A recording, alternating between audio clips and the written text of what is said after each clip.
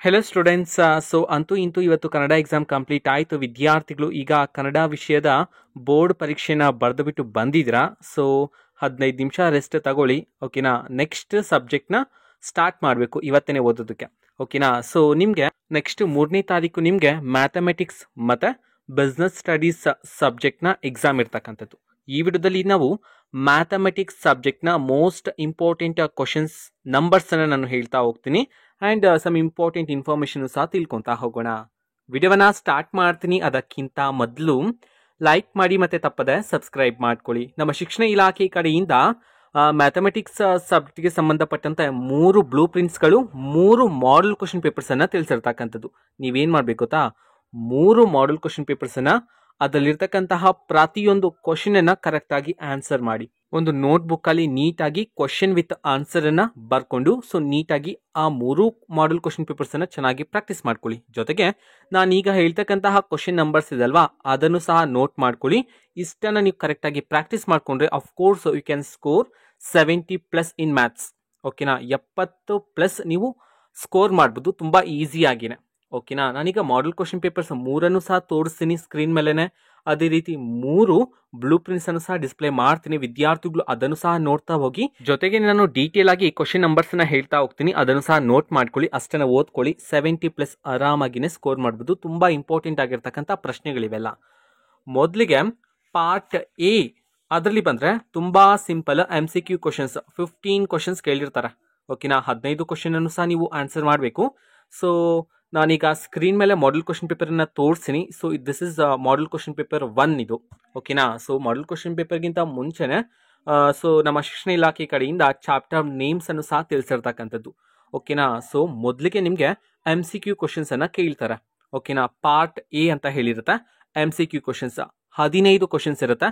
ಪ್ರತಿ ಕ್ವಶನ್ಗೆ 4 ಆಪ್ಷನ್ಸ್ ಇರುತ್ತೆ. ನಾನೀಗ ಸ್ಕ್ರೋಲ್ ಡೌನ್ ಮಾಡ್ತಾ ಹೋಗ್ತೀನಿ, ನೀವು ನೋಡ್ಕೋಬಹುದು. ಆ್ಯಂಡ್ 3 ಅವರ್ಸ್ ಎಕ್ಸಾಮ್ ಇರುತ್ತೆ. 80 ಮಾರ್ಕ್ಸ್ಗೆ ವಿದ್ಯಾರ್ಥಿಗಳು ಎಕ್ಸಾಮ್ ಅನ್ನ ಬರೀಬೇಕಾಗಿರುತ್ತೆ. ಅದು ಸಹ ಇಲ್ಲಿ ಇದೆ, ನೀವು ನೋಡ್ತಿದ್ದೀರಾ.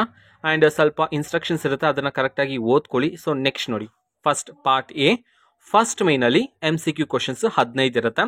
ತುಂಬಾ ಸಿಂಪಲ್, ಡೈರೆಕ್ಟ್ ಆಗಿನೇ ಕ್ವಶನ್ಸ್ ಅನ್ನ ಕೇಳಿರ್ತಾರೆ. 15 ಕ್ವಶನ್ ಅಲ್ಲಿ ಮಿನಿಮಮ್ 10 ಕ್ವಶನ್ ಆದ್ರೂ ನೀವು ಆರಾಮಾಗಿನೇ ಸಾಲ್ವ್ ಮಾಡ್ಬೋದು.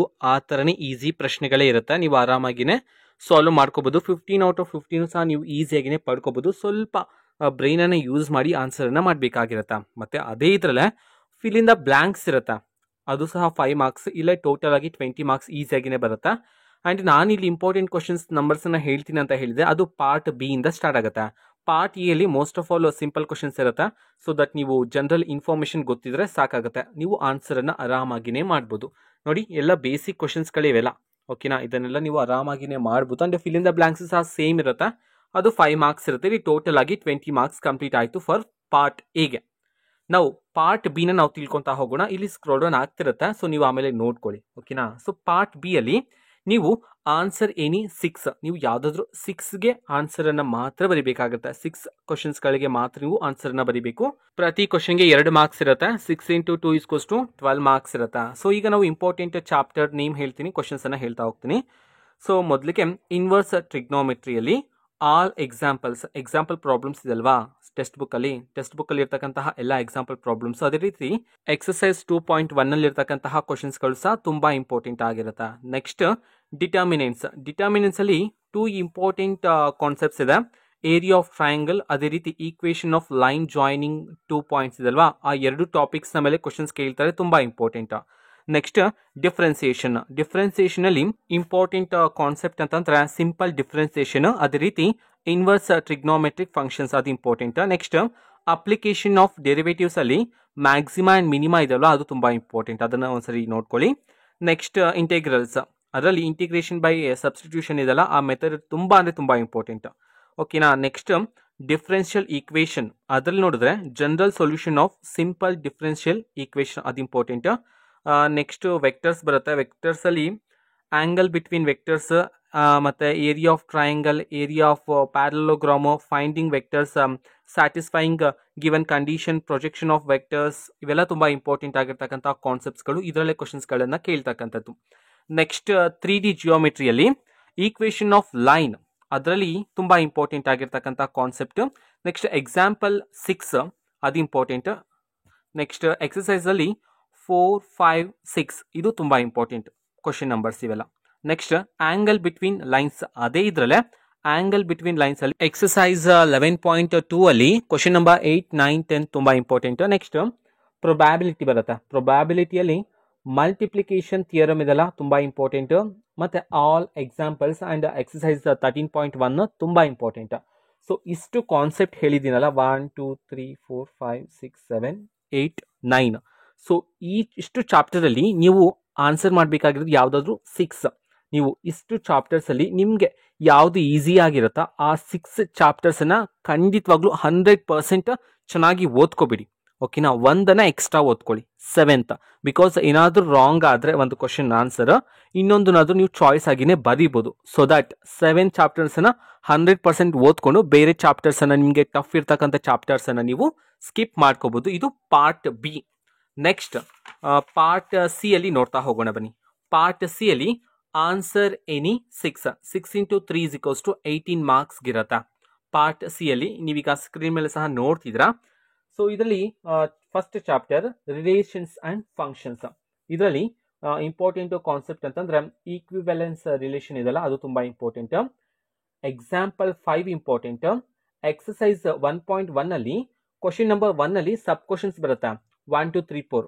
ಆ 4 ಇಂಪಾರ್ಟೆಂಟ್. ನೆಕ್ಸ್ಟ್ ಎಕ್ಸಸೈಸ್ ಅದರಲ್ಲೇ ಕ್ವಶನ್ ನಂಬರ್ 1, 2, 3, 4, 5 ಆ್ಯಂಡ್ 9 ಇಷ್ಟು ಕ್ವಶನ್ಸ್ಗಳು ಇಂಪಾರ್ಟೆಂಟ್ ಆಗಿರ್ತವ. Next chapter inverse trigonometric. ಇದರಲ್ಲಿ ಎಕ್ಸಸೈಸ್ 2.2 ಎಲ್ಲ ಇಂಪಾರ್ಟೆಂಟ್ ಆಗಿರ್ತಕ್ಕಂಥದ್ದು ಕ್ವಶನ್ಸ್ಗಳಿವೆಲ್ಲ. Next matrix. ಮ್ಯಾಟ್ರಿಕ್ಸ್ ಅಲ್ಲಿ ಸಿಮಿಟ್ರಿಕ್ ಆ್ಯಂಡ್ ಸ್ಕ್ಯೂ ಸಿಮಿಟ್ರಿಕ್ಗೆ ಸಂಬಂಧಪಟ್ಟಂತೆ ಪ್ರಶ್ನೆಗಳನ್ನು ಕೇಳ್ತಾರೆ, ಚೆನ್ನಾಗಿ ಓದ್ಕೊಳ್ಳಿ ಅದನ್ನು. ಮತ್ತೆ ನೆಕ್ಸ್ಟ್ ವಿದ್ಯಾರ್ಥಿಗಳಿಗೆ ಡಿಫ್ರೆನ್ಸಿಯೇಷನ್, ಅದರಲ್ಲಿ ಇನ್ವರ್ಸ್ ಟ್ರಿಗ್ನೋಮೆಟ್ರಿಕ್ ಅದು ಇಂಪಾರ್ಟೆಂಟ್. ನೆಕ್ಸ್ಟ್ ಪ್ಯಾರಾಮೆಟ್ರಿಕ್ ಫಂಕ್ಷನ್ಸ್ ಅದು ಇಂಪಾರ್ಟೆಂಟ್. ಮತ್ತು ಇಂಪ್ಲಿಸಿಟ್ ಫಂಕ್ಷನ್ಸ್ ಅಂತ ಬರುತ್ತೆ, ಅದು ಸಹ ತುಂಬ ಇಂಪಾರ್ಟೆಂಟ್ ಆಗಿರುತ್ತೆ ಡಿಫ್ರೆನ್ಸಿಯೇಷನ್ ಚಾಪ್ಟರಲ್ಲಿ. Next application of derivatives. ಇದರಲ್ಲಿ ತುಂಬ ಇಂಪಾರ್ಟೆಂಟ್ ಆಗಿರ್ತಕ್ಕಂತಹ ಕಾನ್ಸೆಪ್ಟ್ ಯಾವುದಂತಂದ್ರೆ rate of change of qualities, increase and decreasing functions ಮತ್ತು ಮ್ಯಾಕ್ಸಿಮಮ್ ಆ್ಯಂಡ್ ಮಿನಿಮಾ ತುಂಬ ಇಂಪಾರ್ಟೆಂಟ್. ನೆಕ್ಸ್ಟ್ ಇಂಟೆಗ್ರಲ್ಸ್ ಅಲ್ಲಿ partial functions, integration by parts, next definite integrals ಇದು ತುಂಬ ಇಂಪಾರ್ಟೆಂಟ್ ಆಗಿರ್ತವ. Next vectors. ವೆಕ್ಟರ್ಸ್ ಅಲ್ಲಿ section formula, vector perpendicular to given vectors ಅದು important. Next 3D ಜಿಯೋಮೆಟ್ರಿಯಲ್ಲಿ distance between lines important. Example 9 ಮತ್ತು 10 important. Exercise ಅಲ್ಲಿ 12, 13, 14 ಕ್ವಶನ್ಸ್ಗಳು ತುಂಬ ಇಂಪಾರ್ಟೆಂಟ್ ಆಗಿರುತ್ತೆ. Next probability. ಪ್ರೊಬ್ಯಾಬಿಲಿಟಿಯಲ್ಲಿ ಎಕ್ಸಾಂಪಲ್ 16, 17 ಮತ್ತು 21 ತುಂಬ ಇಂಪಾರ್ಟೆಂಟ್. ಅದು ಆ್ಯಂಡ್ ಈ ಒಂದು ಚಾಪ್ಟರ್ಲಿ ಒಂದು ಥಿಯರಮ್ ಇದೆ, ಅದು ಸಹ ತುಂಬ ಇಂಪಾರ್ಟೆಂಟ್. ನೆಕ್ಸ್ಟ್ ಎಕ್ಸಸೈಸ್ 13.3 ಅಲ್ಲಿ ಕ್ವಶನ್ ನಂಬರ್ 1, 2, 3, 4 ಮತ್ತು 7 ಇಷ್ಟು ಕ್ವಶನ್ಸ್ಗಳು ತುಂಬ ಇಂಪಾರ್ಟೆಂಟ್ ಆಗಿರುತ್ತೆ. ಇದು ಪಾರ್ಟ್ ಸಿ. ನಾವು ಪಾರ್ಟ್ ಡಿ ತಿಳ್ಕೊಂತ ಹೋಗೋಣ. ಪಾರ್ಟ್ ಡಿ ಅಲ್ಲಿ ನೀವು ಆನ್ಸರ್ ಮಾಡಬೇಕಾಗಿರ್ತಕ್ಕಂಥದ್ದು ಬರೀ 4 ಪ್ರಶ್ನೆಗಳಿಗೆ ಮಾತ್ರ. Each question carries 5 marks. 5 into 4 = 20 marks ಸಿಗುತ್ತೆ. ಪಾರ್ಟ್ ಡಿ ಇಂದ 5 ಮಾರ್ಕ್ಸ್ ಕ್ವಶನ್ಸ್ ಇರುತ್ತೆ. So most important topics and question numbers ಅನ್ನು ತಿಳ್ಕೊಂತ ಹೋಗೋಣ. ಮೊದಲಿಗೆ ರಿಲೇಷನ್ಸ್ ಆ್ಯಂಡ್ ಫಂಕ್ಷನ್ಸ್ ಅಲ್ಲಿ ಇನ್ವರ್ಟಿಬಲ್ ಫಂಕ್ಷನ್ಸ್ ಮೇಲೆ ಕೇಳ್ತಾರೆ. ಸೊ ಮೋಸ್ಟ್ ಇಂಪಾರ್ಟೆಂಟ್ ಆಗಿ ಕೇಳಿರ್ತಕ್ಕಂಥದ್ದು f(x) = 4x + 3. ಇದು ತುಂಬಾ ಇಂಪಾರ್ಟೆಂಟ್ ಆಗಿರ್ತಕ್ಕಂಥ ಕ್ವಶನ್, ತುಂಬಾ ಸರಿ ರಿಪೀಟ್ ಆಗಿದೆ ಅದು. ನೆಕ್ಸ್ಟ್ ಎಕ್ಸಸೈಸ್ 1.2 ಅಲ್ಲಿ ಕ್ವಶನ್ ನಂಬರ್ 7, 9 ಮತ್ತೆ 10 ತುಂಬಾ ಇಂಪಾರ್ಟೆಂಟ್. ಮತ್ತೆ ಎಕ್ಸಾಂಪಲ್ 17 ಇದು ತುಂಬಾ ಇಂಪಾರ್ಟೆಂಟ್ ಈ ಚಾಪ್ಟರ್ ಇಂದ. Next matrix. ಮ್ಯಾಟ್ರಿಕ್ಸ್ ಅಲ್ಲಿ ಎಕ್ಸಾಂಪಲ್ 16, 17, 18 ಮತ್ತೆ 21 ಈ ಕ್ವಶನ್ಸ್ಗಳು ತುಂಬಾ ಇಂಪಾರ್ಟೆಂಟ್. ಮತ್ತೆ ಎಕ್ಸಸೈಸ್ 3.2 ಅಲ್ಲಿ ಕ್ವಶನ್ ನಂಬರ್ 15 ಮತ್ತೆ 16 ತುಂಬಾ ಇಂಪಾರ್ಟೆಂಟ್. ಮತ್ತೆ ಅದೇ ಚಾಪ್ಟರ್ ಅಲ್ಲಿ ಎಕ್ಸಸೈಸ್ 3.3 ಅಲ್ಲಿ question number 5 is the 2 important question. So next determinants. Determinants ಅಲ್ಲಿ ಸಿಸ್ಟಮ್ ಆಫ್ ಲೀನಿಯರ್ ಈಕ್ವೇಷನ್ಸ್ ತುಂಬಾ important. So next differentiation. Differentiation ಅಲ್ಲಿ ಸೆಕೆಂಡ್ ಆರ್ಡರ್ ಡಿಫ್ರೆನ್ಸಿಯೇಷನ್ ತುಂಬಾ ಇಂಪಾರ್ಟೆಂಟ್, ಈಸಿಯಾಗಿನೇ ಮಾಡ್ಬೋದು.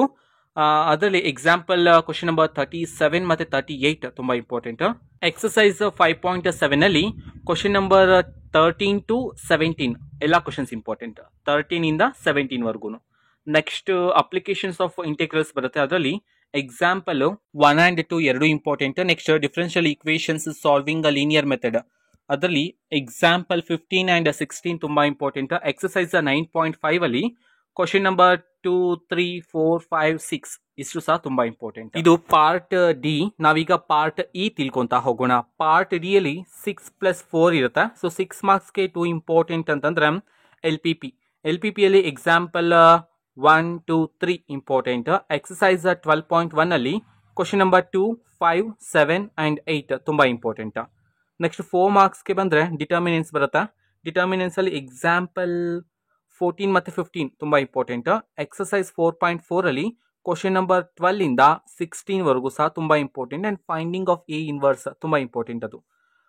ನೆಕ್ಸ್ಟ್ ಕಂಟಿನ್ಯೂಟಿ ಯಾವುದ್ರಲ್ಲಿ 4 ಮಾರ್ಕ್ಸ್ ಅಲ್ಲಿ ಹೇಳ್ತಿದ್ದೀನಿ. ಕಂಟಿನ್ಯೂಟಿಯಲ್ಲಿ ಎಕ್ಸಸೈಸ್ 5.1 ಅಲ್ಲಿ ಕ್ವಶನ್ ನಂಬರ್ 17, 26, 27, 28, 29 and 30 ಇಷ್ಟು ಕ್ವಶನ್ಸ್ಗಳು ತುಂಬಾ ಇಂಪಾರ್ಟೆಂಟ್. ಇಷ್ಟು ಕ್ವಶನ್ಸ್ಗಳು ವಿತ್ 3 ಮಾಡೆಲ್ ಕ್ವಶನ್ ಪೇಪರ್ ಇರ್ತಕ್ಕಂತಹ ಎಲ್ಲ ಕ್ವಶನ್ಸ್ಗಳು ತುಂಬಾ ಇಂಪಾರ್ಟೆಂಟ್. ಎಲ್ಲ ಸಾಲ್ವ್ ಮಾಡ್ಕೊಳ್ಳಿ. ಎಲ್ಲವನ್ನು ಸಹ ಚೆನ್ನಾಗಿ ನೀವು ಓದ್ಕೊಂಡ್ರೆ ಖಂಡಿತವಾಗ್ಲೂ 70+ ಆರಾಮಾಗಿನೇ ಸ್ಕೋರ್ ಮಾಡೋದು ಔಟ್ ಆಫ್ 80ಗೆ. ಓಕೆನಾ? So all the best for your maths exam. And ನಾನು ಇನ್ನೂ ಸಹ ಟ್ರೈ ಮಾಡ್ತಿದ್ದೀನಿ, ಇನ್ನೂ ಸಹ ಮೋಸ್ಟ್ ಇಂಪಾರ್ಟೆಂಟ್ ಕ್ವಶನ್ಸ್ಗಳನ್ನು ನಿಮಗೆ ನೀಡೋದಕ್ಕೆ. ಸಾಧ್ಯ ಆದರೆ ನಾನು ನೆಕ್ಸ್ಟ್ ವಿಡಿಯೋದಲ್ಲಿ ತಿಳಿಸ್ತೀನಿ. ಓಕೆನಾ? ಸೊ ವೆಯ್ಟ್ ಮಾಡ್ತೀರಿ. ಆ್ಯಂಡ್ ಈಗ ಇಲ್ಲಿರ್ತಕ್ಕಂಥ ಕ್ವಶನ್ಸ್ಗಳು ಮತ್ತು ಮಾಡೆಲ್ ಕ್ವಶನ್ ಪೇಪರ್ಸನ್ನು ಚೆನ್ನಾಗಿ ಪ್ರಿಪೇರ್ ಆಗ್ತೀರಿ. ಸೊ ಇದು ಇವತ್ತಿನ ಒಂದು ವಿಡಿಯೋ. ಮತ್ತೀಗ ನಾವು ಟೆಲಿಗ್ರಾಮ್, ಇನ್ಸ್ಟಾಗ್ರಾಮ್ ಮತ್ತು ಫೇಸ್ಬುಕ್ಕಲ್ಲೂ ಈಗ ವಿಡಿಯೋಸ್ಗಳನ್ನು ಅಪ್ಲೋಡ್ ಮಾಡ್ತಿದ್ದೀವಿ. ಲಿಂಕ್ಸ್ಗಳನ್ನು ಡಿಸ್ಕ್ರಿಪ್ಷನ್ ಬಾಕ್ಸಲ್ಲಿ ಕೊಟ್ಟಿರ್ತೀನಿ. ಕ್ಲಿಕ್ ಮಾಡಿಬಿಟ್ಟು ಫಾಲೋ ಮಾಡಿ. ಓಕೆನಾ? So thank you. ಬಾಯ್.